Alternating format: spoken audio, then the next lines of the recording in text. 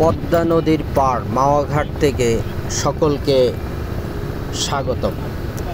এখানকার জেলেদের জীবন বৈচিত্র্য বড় অদ্ভুত।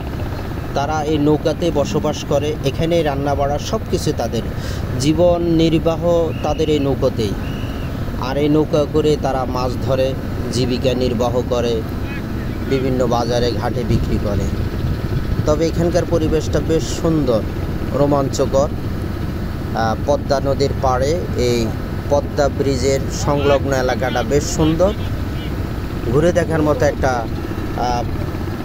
প্রকৃতিগতভাবে খুবই সৌন্দর্য। এই যে গোধূলি লাগলে শেষ বেলায় জেলেরা নৌকাতে তাদের রান্না বাড়ার কাজ চলছে, খাওয়া দাওয়া এখানে তাদের। আসলে বড় বিচিত্র তাদের জীবন। নৌকাগুলো সারিবদ্ধভাবে তারা নগর করে রাখছে। বেলা শেষ প্রায়, আবার যথারীতি পরের দিন আবার তারা মাছ শিকারে বেরোবে। খুবই বিচিত্র দেখতে, খুব কি বলে ভিন্ন মাত্রা।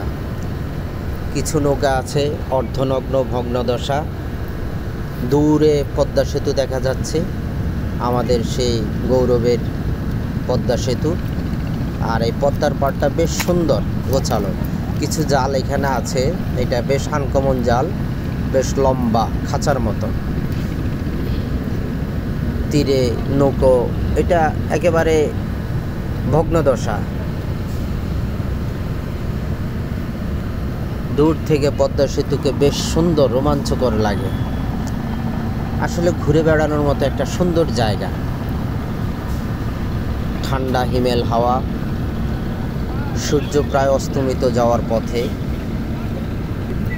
বেলা শেষের খোরশেদ, জসিম, আমি। তবে পদ্মা সেতুর যে পিলার সন্নিকটে যাওয়া একেবারে নিষিদ্ধ। প্রহরী রয়েছে, নিরাপত্তারক্ষী, তারা বারংবার নিষেধ করতেছে যাওয়ার জন্য, ওখানে যাওয়া যাবে না। তারপরেও কিছু উৎসুক মানুষ যাচ্ছে, ছবি তুলছে, সৌন্দর্য উপভোগ করছে। বেশ সুন্দর এক স্থাপনা আমাদের এই বাংলাদেশের জন্য। পাশে রয়েছে কাশবন। নিরিবিলি হাঁটতে হাঁটতে মনের অজান্তে অনেক অনেক কথা মনে পড়ে। ভালো থাকবেন, সবাই আসবেন, ঘুরে যাবেন, ভাল লাগবে। খুব সুন্দর একটা জায়গা, ঘোরার মতো।